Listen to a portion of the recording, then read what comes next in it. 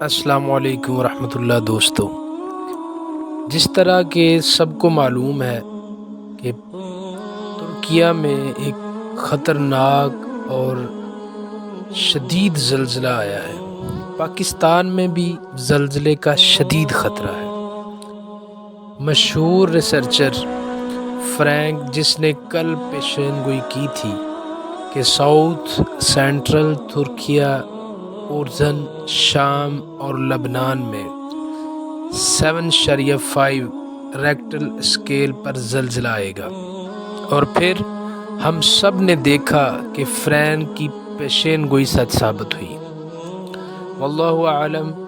Frank کا مزید کہنا ہے کہ انڈین سی، افغانستان اور پاکستان میں بھی زلزلے کا شدید خطرہ ہے، لہٰذا آپ لوگوں سے اپیل ہے کہ خطرناک اور بسیدہ عمارتوں سے دوری اختیار کریں، کچھ دنوں تک زیادہ تر وقت کھلی جگہوں پر گزاریں، استغفار کی کثرت کریں۔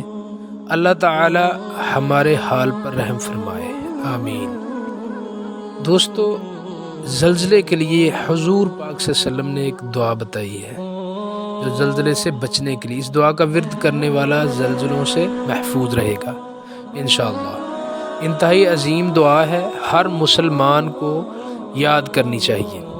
سیدنا ابو الیسر رضی اللہ عنہ سے مروی ہے، رسول اللہ صلی اللہ علیہ وسلم یہ دعا فرمایا کرتے تھے: اللہم انی اعوذ بک من الہدم واعوذ بک من التردی واعوذ بک من الغرق واعوذ بک من الحرق والحرم واعوذ بک ان یحبطنی الشیطان عند الموت واعوذ بک ان اموت فی سبیلک مدبرا واعوذ بک ان اموت لدیغا۔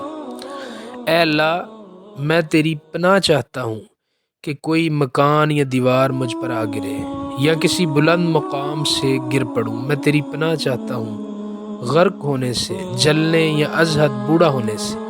تیری پناہ چاہتا ہوں اس سے کہ شیطان مجھے موت کے وقت بدحواس کر دے، یا اس بات سے کہ جہاد میں پیٹھ دیتے ہوئے مروں، یا اس کیفیت کے زہریلے جانوروں کے کاٹے سے مجھے موت آئے۔